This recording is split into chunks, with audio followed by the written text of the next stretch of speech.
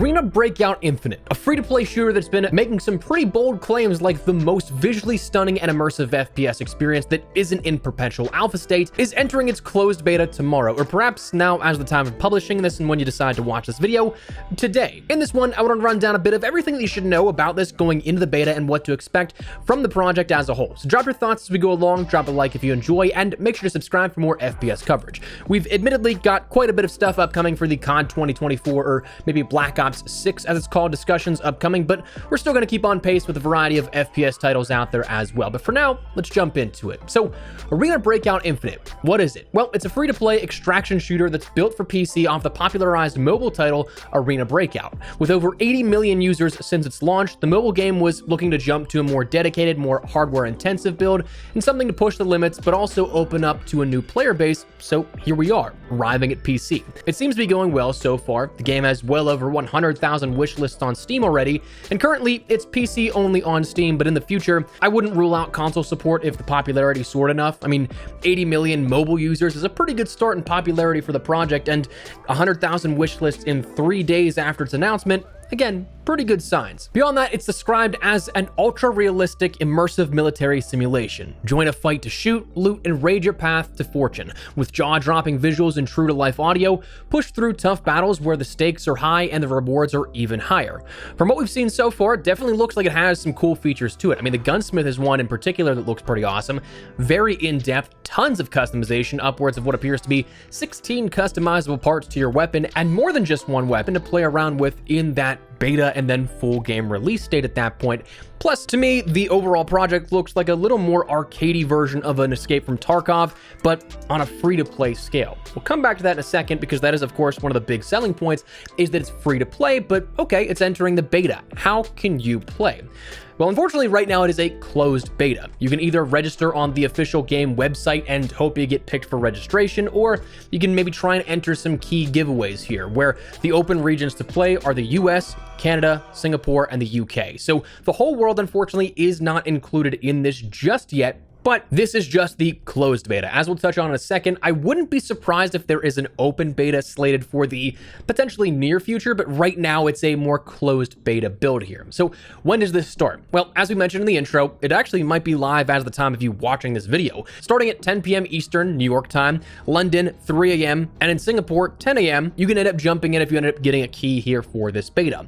With this, you can expect to test all the PC gameplay with notable features including 360-degree spatial audio, real-time lighting, the Dark Zone map to explore, realistic ballistics, over 500 attachments, and even more. They detail there's going to be 2 maps associated here with this, Farm and Valley. Farm is an area that's elongated with a main road running through it, and buildings are distributed alongside this road. The central motel on the map is the core area of the farm, and a stronghold of the boss for the level.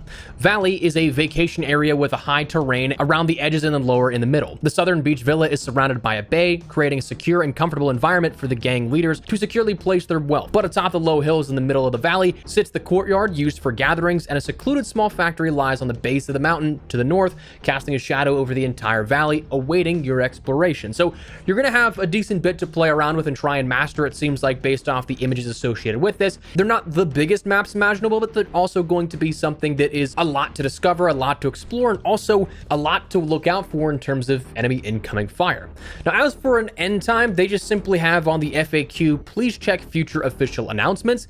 So there's no official mention details on when this will actually conclude, if it's going to last a week, a weekend, multiple weeks, a month, multiple months, we don't quite know. But if I remember correctly, when I registered my code, it mentioned official whitelisting and code approval on their site would last until at least the 22nd. So I'm imagining that we'll have like 2 weeks or so here with this, if that's my guess. But again, could be longer, could be shorter, but we'll see.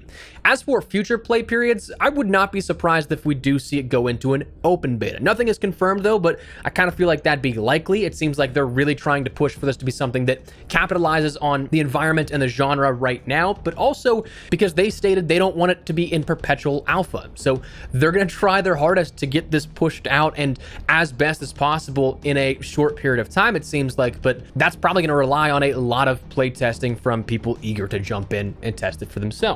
But that said, that's the beta here for Arena Breakout Infinite, but it's something that does come along with a bunch of concerns, I think. 3 sort of main ones here for this. Number 1, free to play. Obviously, I've always said it, I love that games can be free to play. There's no barrier of entry. You could find your next favorite game, and you don't have to sacrifice anything other than a little bit of time in game to know that. If you were interested in a game that was, say, $40, $50, $60, $70, you'd have to pay that, and what happens if you don't like it? Well, you're kind of out of luck. But with free to play, obviously that removes the barrier of entry for cheaters and griefers too as well, that if they get banned, well, they can just make a new account here. That obviously begs the question, will there be something that is done to mitigate this kind of stuff ahead of time? Now, it sounds like they're pretty committed to cutting down on cheaters at every turn based off the marketing that we've seen thus far, and for the mobile version, they've published a decent bit of their tracking of cheaters and banning them, giving them full-on device bans, which I imagine is a bit harder to navigate than a PC hardware ID ban. Like, I don't know if there's spoofers or anything for mobile devices. I'm just truly not in tune with the mobile scene enough to know, but it seems like based off of the marketing and the language they've used so far is that they are going to do their best to combat this, but it's one of those things that who knows if it'll actually keep up, if it's going to be something that is as effective as players want. That's the big problem with this kind of stuff when it's free to play and an extraction shooter, because it's one thing to end up being cheated on in COD where you just back out of a lobby and then go into another one. Like if you're in a Warzone game, yeah, sure, maybe you lose like 15 minutes of a match or something like that, but ultimately you don't lose anything. If you get cheated on in an extraction shooter and killed by somebody who's cheating,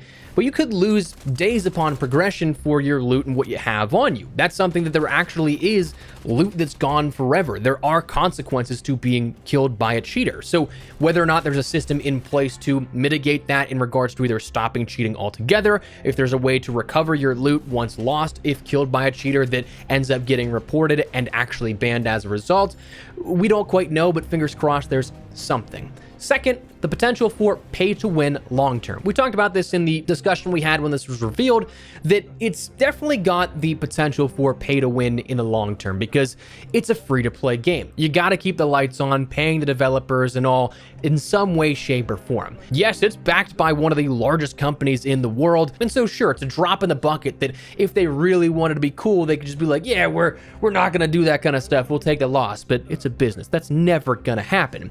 But an interesting thing with Arena Breakout is the deviation from the extraction genre, where because people can pay for that convenience or for currency that they end up keeping, there's no wipes that follow the same sort of gameplay loop of like Tarkov or Gray Zone. If that comes over as such, that'll introduce an interesting dynamic here that I'm sure many people will not be too fond of. And also, again, there is explicitly in the most recent dev blog mention of pay for convenience, pay for customization. So I don't quite know how deep that's gonna go. I'll have to see how this plays out before I fully find out how I'm feeling about it, but it's a very tough line to sort of ride here in that sense, where you want to make it a game that's accessible to everyone. You want to make sure you keep the lights on and pay the developers to make this a live service game, but to what end and what is too far?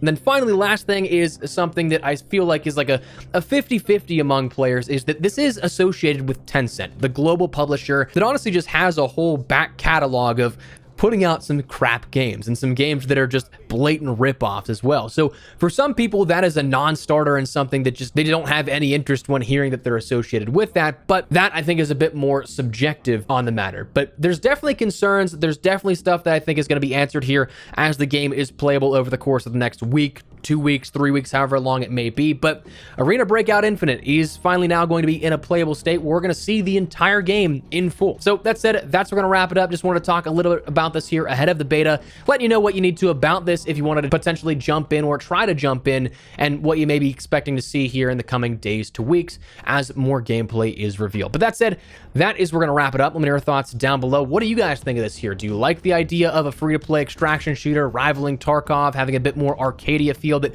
may be a bit of a sort of middle ground between something more hardcore like Tarkov or Gray Zone and something that may be a bit more whimsical as compared to like a DMZ or something like that? Let me know your thoughts. But if you enjoyed the video, you found it at all insightful, do me a favor and drop a like on it. And if you're new to the channel, make sure you subscribe so you don't miss a single thing regarding all things Arena Breakout Infinite and other FPS content here. We got a lot of stuff upcoming that you guys won't want to miss. So love to have you in the community. For now, thanks so much for watching. My name is Espresso. I'll see you later.